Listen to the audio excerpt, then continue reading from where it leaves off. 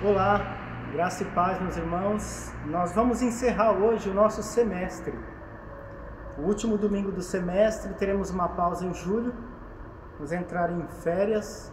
E eu quero te dizer que férias da nossa programação de escola da igreja não significa férias da tua vida pessoal. Você deve continuar lendo a sua Bíblia, inclusive não apenas no domingo.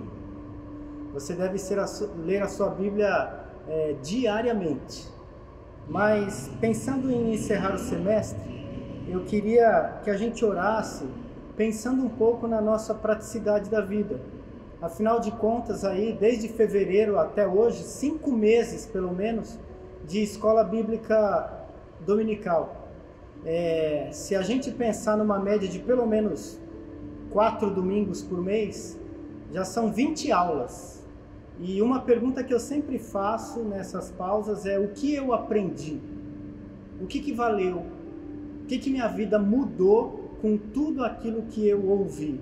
Se eu não parar e fizer essa reflexão, a minha vida vira pura religião. Eu cumpri a tabela, eu cumpri todas as metas, assinei meu nome em toda a lista de presença do semestre e estou bonitinho, estou aprovado na escola de Deus. Será? Eu acho que Deus quer ver em nós muito mais do que presença na cadeira escolar da Bíblia. Deus não fez a Bíblia para ser apenas um livro religioso para a gente cumprir a nossa meta. Ele fez para que, de fato, através dessa instrução, a gente tenha a nossa vida diariamente transformada. Peça isso para Deus agora, feche seus olhos e vamos orar. Deus, obrigado pelo conteúdo da Tua Palavra que temos nas mãos diariamente. Obrigado por esse tempo também de estudar junto com os meus irmãos, meditar nela e levá-los a meditar também na Tua Palavra. Que o Senhor, em nome de Jesus, faça com que seja mais do que leitura, que seja de fato transformação para a nossa vida, como o Senhor deseja, em nome de Jesus. Amém. Pensa comigo na expectativa que Deus tem de que eu e você nos aprofundemos no estudo da palavra, né? O aprofundamento no estudo da Bíblia chama-se teologia. E essa palavra, ela vem da mescla de 2 termos, que é theos, Deus, e logia, que vem de lógica. É como se ao estudar a Bíblia a gente ficasse tentando entender qual é a lógica de Deus. Porque logia também é estudo. Teologia é o estudo da pessoa de Deus. Deus deseja isso para mim, Deus deseja isso para você, que a gente de fato estude a sua palavra. A própria Bíblia manda que a gente não pare de ler. E todo o estudo ele visa nos levar então a um determinado conhecimento bíblico e que traga diferença na nossa vida. O conhecimento é uma aquisição de uma ciência. E quando a gente pensa na ciência de Deus, ele transcende, ele vai muito além da ciência. Ele mesmo é o criador de toda a ciência. E tudo aquilo que a gente sabe foi até onde ele mesmo permitiu saber. E muito desse saber tem a ver com o quanto eu e você mergulhamos profundamente nesse estudo da palavra, né? A ciência que estuda a Bíblia, que é chamada teologia, como eu acabei de dizer, ela nos quer dar a capacidade de virarmos realmente bons no entender, viver e explicar Deus para que as pessoas também creiam. Primeiro texto que eu queria que você abrisse, Hebreus capítulo 5. Hebreus capítulo 5, no versículo número 12, diz o seguinte: pois, com efeito, quando já deviam ser mestres, atentando pelo tempo decorrido, tendes novamente a necessidade de que alguém vos ensine os princípios elementares dos oráculos de Deus. E assim os tornastes necessitados de leite e não de alimento sólido. O que a palavra de Deus está dizendo aqui é que, de acordo com o tempo decorrido que a gente tem de caminhada cristã, há uma expectativa de Deus que eu e você possamos virar mestres na sua palavra. Ele fala, de acordo com o tempo decorrido, já deviam ser mestres, mas ainda estão precisando de leite espiritual, ou seja, ainda é bebê na fé, na palavra, na vida com Deus. Você percebe aqui uma fala de Deus contando uma expectativa frustrada dele em relação a nós? E eu pergunto aqui nesse primeiro texto, a reflexão, você já se considera um mestre na palavra? Talvez você pense, não, pastor, isso daí é vaidade. Esses títulos de mestre são vaidades. Sim, é claro que a gente tem que tomar bastante cuidado com a vaidade acadêmica. Mas eu não estou falando de um mestrado do MEC, eu não estou falando de um mestrado do Ministério da Educação e da Cultura Teológica. Eu estou falando daquele mestrado que Deus espera que você tenha.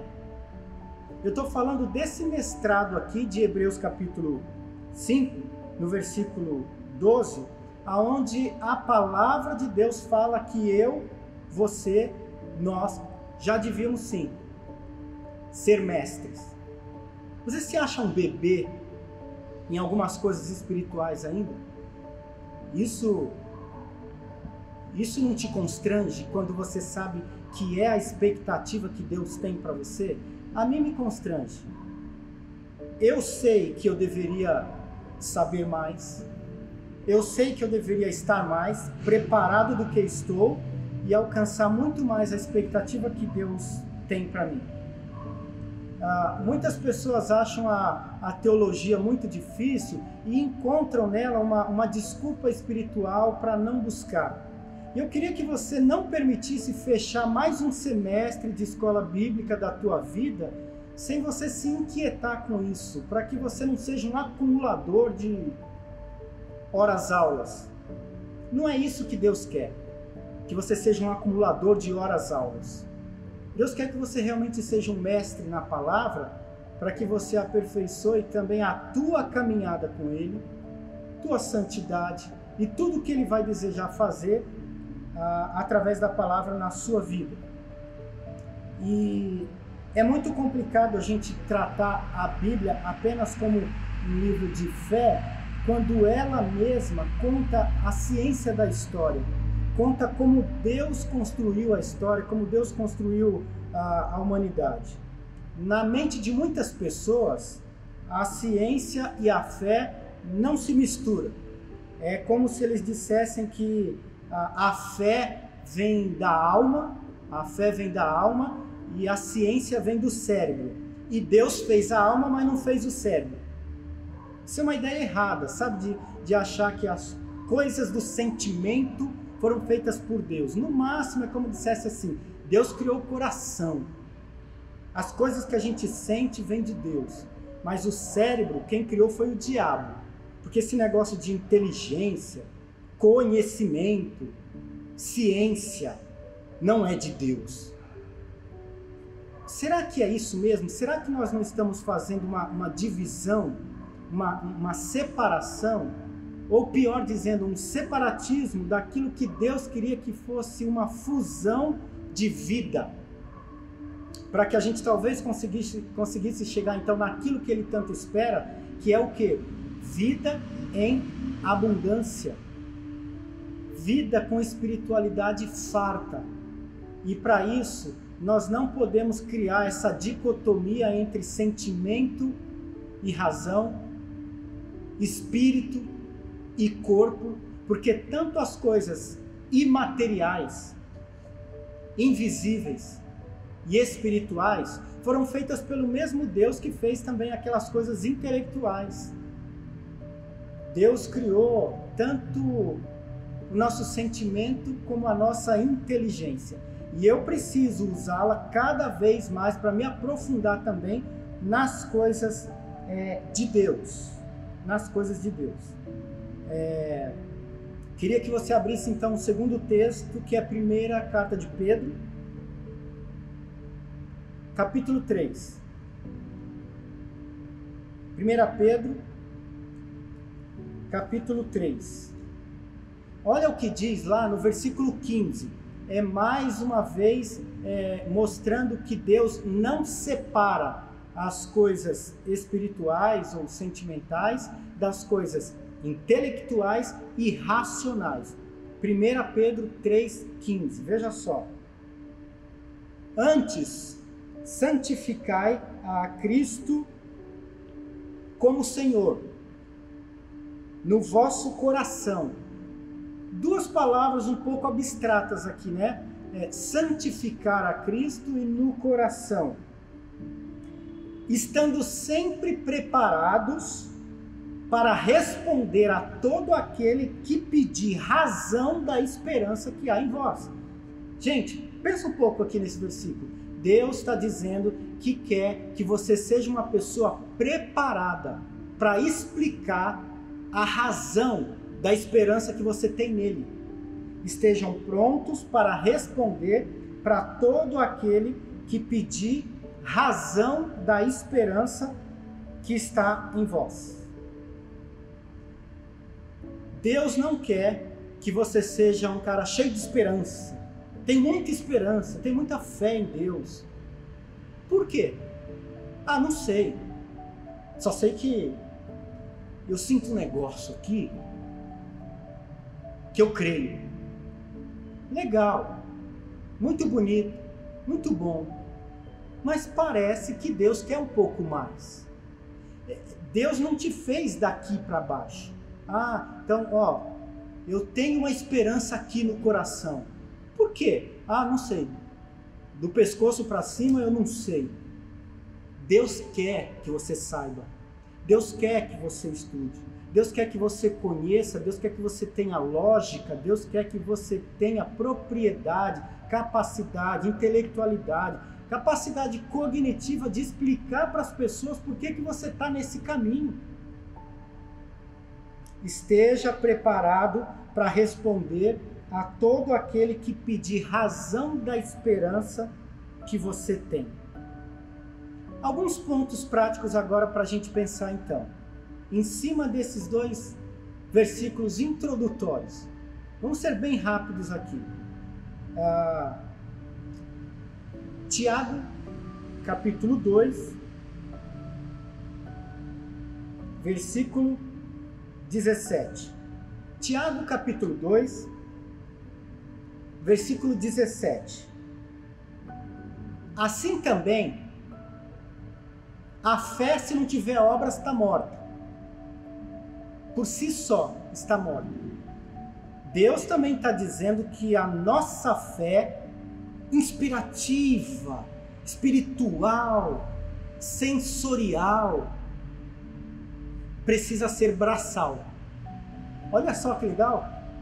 Porque se a fé for fé, por fé, na fé, e não tiver braço, está morta. Deus não considera nada, não vale nada, está morta. A fé, que é muito sensorial, espiritual, etc e tal, não vale nada se não for braçal, trabalhar. Já que eu creio, eu tenho que fazer alguma coisa. Eu penso de novo, 20 aulas de EBD num semestre, eu passei lá sentado ouvindo 20 aulas pelo menos. O que mudou nesse primeiro semestre do ano? De tudo que eu ouvi da palavra, o que eu aceitei como desafio e passei a fazer? Deus quer isso. Deus quer isso. Não posso pegar minha cadernetinha e falar assim, caramba, completei 10 anos de fé. Puxa, 10 anos. Quantas escolas bíblicas eu já assisti? Quantos cultos frequentei? Parabéns, Everson. Você não passa de um frequentador de culto. Se você não colocou isso em prática para servir o reino de forma mais do que espiritual, braçal, é uma fé que para Deus está morta. Eu não espero chegar ao final de um semestre para fazer essa pesquisa comigo. Na prática, eu vou te dar o meu exemplo. Cada vez que eu sento para ouvir, eu preciso levantar dali falando assim, eu quero encontrar uma aplicação prática para isso. Vai ter que me ajudar na prática. Servir, ajudar a levar uma cadeira, ajudar a comprar um pão para quem tem fome, pedir perdão para a pessoa que eu magoei, ter paciência com aquele com quem me irritei, orar por alguém. Eu preciso colocar isso em prática. Essa é uma forma prática de dizer que a minha fé sempre vai ter obras. Eu não posso sair de um conteúdo dizendo, legal, parabéns para mim, eu assisti tudo até o final. Grande coisa. Eu preciso colocar essa fé em prática através de obras, para que a minha espiritualidade possa ser produtiva e não apenas inspirativa. Sabe aquela coisa de assim, puxa, eu saí dessa aula um pouco mais inspirado. E daí? Não sei, eu saí sentindo um negócio. E daí? As pessoas quando experimentam drogas também sentem um negócio. As pessoas quando vão para a balada, elas também sentem um negócio. As pessoas quando vão para um estádio de futebol, vibrar, torcer pelo seu time, se bem que agora na pandemia tá raro isso, né? Mas elas saem do jogo sentindo também inspirada. Mas para que seja realmente a fé que Deus aprova, tem que ser mais do que inspirativo, tem que ser participativo.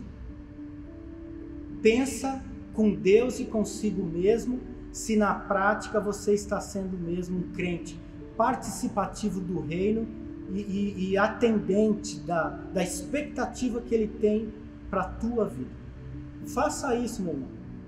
Faça isso, minha irmã, para você não se tornar um mero acumulador de intelecto bíblico.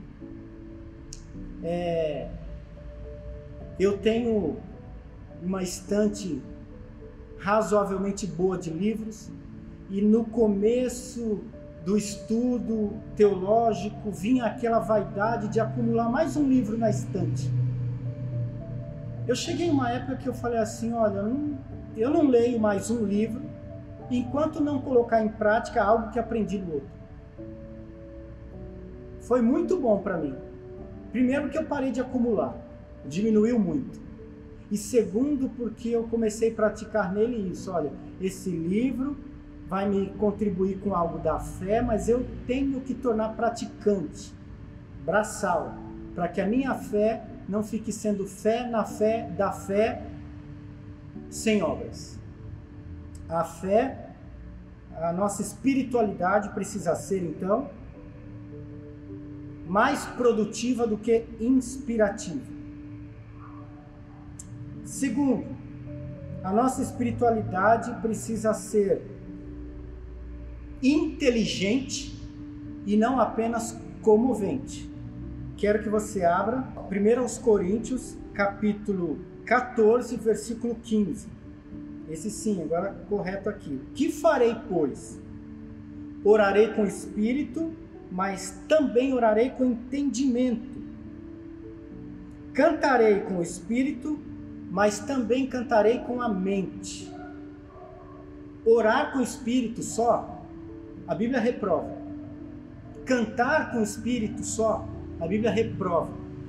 Está dizendo o seguinte, legal, eu vou orar com o espírito, mas eu tenho que orar com entendimento, tenho que saber o que eu estou orando. Eu não posso ser tomado pela oração e começar a falar com Deus, e fui tomado pela oração e falei tanto com Deus que fui tomado pela oração e daqui a pouco nem eu sei o que eu estou orando, porque não importa, o que importa é que eu estou orando em espírito. Espera aí. 1 Coríntios 14, verso 15. Vou orar com o espírito, mas tem que orar com entendimento. Ah, tudo bem, mas na adoração é diferente, porque aí eu me solto. Não. Legal. Se solte. Vibre. Cante. dance, pule. A Bíblia mesmo fala que o próprio salmista Davi, né, ele dançava. Mas é cantar com o espírito e cantar também com a mente. Com a mente. Saber o que está falando. Saber, entender. Oração, adoração não pode ser meramente espiritual, tem que ter um quesito intelectual também. É muito importante isso. Eu não posso simplesmente ser tomado e ser dirigido sem saber para onde eu estou indo. Por quê? Porque o Deus que fez minha alma fez meu cérebro. Eu não posso desdenhar do cérebro como uma coisa lógica, logística, técnica, intelectual, de neurônio, que não pertence a Deus. Meus neurônios também pertencem a Deus. A minha espiritualidade, então, ela deve ser não apenas comovente, me senti tocado, fiquei comovido, não é apenas comovente, ela é inteligente. Outro texto que também nos leva para esse mesmo caminho. João, capítulo 4, verso 23. João 4, versículo 23. Veja só se não complementa essa mesma ideia. João 4, 23. Mas vem a hora e já chegou, em que os verdadeiros adoradores adorarão o Pai em espírito e em verdade, porque são esses que o Pai procura para seus adoradores, em espírito e em verdade. Por que será que ele faz essa diferenciação entre em espírito e em? Porque só o espírito é uma coisa. Vai ser em verdade quando eu conseguir entender, explicar. Como aquele primeiro texto que eu li, 1 Pedro 3,15, é saber dar esperança da razão. Aliás, é saber dar razão da esperança que há em nós. Eu sei explicar a razão do porquê que eu creio. Não sei como Deus é, ele transcende ao meu entendimento, mas pelo menos, eu não sei explicar Deus, mas eu sei explicar por que eu creio nele, no mínimo. Pastor Ever, você sabe explicar tudo sobre Deus? Não, mas eu sei explicar por que eu creio nele. Pelo menos isso, temos que saber. A vida eterna é essa, conhecer a Deus, e vai levar a eternidade para a gente conhecê-lo plenamente. Mas eu tenho que ter essa conjuntura de fé equilibrada com razão e emoção, para que não seja meramente emocional, e sim racional. Quando forem as duas coisas, emocional e racional, aí poderei dizer que minha fé foi legitimamente espiritual. Não fui levado, empurrado, coagido, colocado, vendido naquela religião e depositado lá, e hoje já se passaram anos e eu nem sei por que eu parei nessa igreja. Eu sei que eu tô aí, tá indo, 30 anos já, gostei, tô curtindo, e será que é isso que Deus quer? Curtição, identificação, emoção, tô emocionado. Será? Será que não falta mais? Deus quer que a gente deixe de ficar no nível de depender da mamadeira, do leitinho, e que a gente se torne mestre de pelo menos saber explicar para os outros a razão da esperança que há em nós. Não é saber explicar Deus, mas saber explicar por que você acredita nele. Não deixa fechar mais um semestre sem você meditar nessas coisas. Quando a gente pensa aqui, né, que os seus adoradores lhe adorarão em espírito e em verdade, na própria Bíblia, também em João, quem é a verdade? O próprio Jesus é a verdade. Então tudo começa nele, termina nele, se complementa nele. Te convido a abrir um outro texto, Eclesiastes, capítulo 7. A princípio esse texto é um pouco estranho. Eclesiastes, capítulo 7. Quero que você leia o versículo 2. Eclesiastes, capítulo 7, no versículo 2. Esse texto vai mostrar que a nossa espiritualidade precisa ter reflexão e não apenas emoção também. Comoção, estar comovido. Eu preciso estar num ambiente onde eu reflita. Eclesiastes 7:2 fala assim: melhor é ir na casa onde tem luto do que ir na casa onde tem um banquete, pois nela se vê o fim de todos os homens e os vivos tomem isto em consideração. Então é isso. Casa onde tem luto e casa onde tem festa. Se coloque num ambiente onde você consiga mais refletir do que apenas se divertir.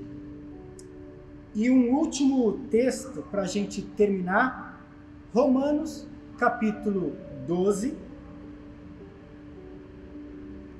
Bastante conhecido esse. Acho que todo mundo sabe de cor.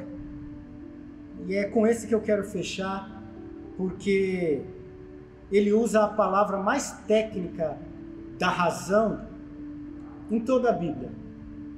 A gente leu aqui termos como entendimento, conhecimento, saber explicar, a razão da fé.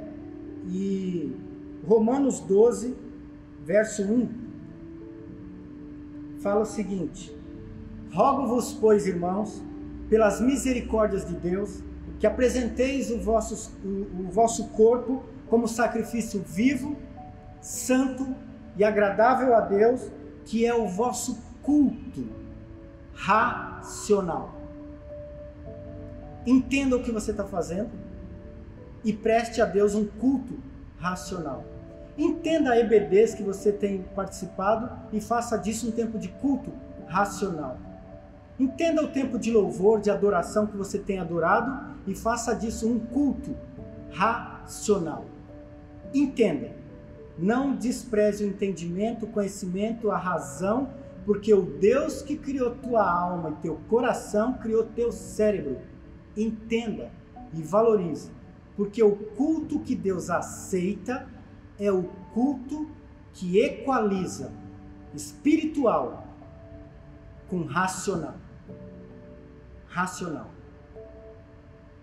Quero finalizar assim, desafiando você a fazer da tua vida de fé uma vida muito mais prática do que religiosa, aonde você sai cheio de emoção, sentimento, um frisson na alma e um tremor no coração e uma alegria inexplicável de um ambiente agradável que você nem sabe, mas é bom estar lá.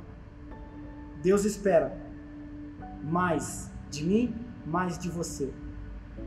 Que eu e você possamos apresentar o nosso corpo para Ele como um sacrifício vivo, porque o sacrifício vivo, ele escolhe ficar no altar. No Antigo Testamento, matava-se uma ovelha e oferecia um sacrifício de um cordeiro morto. Aquela ovelha não tinha escolha, ela era morta, sacrificada e tinha que ficar lá.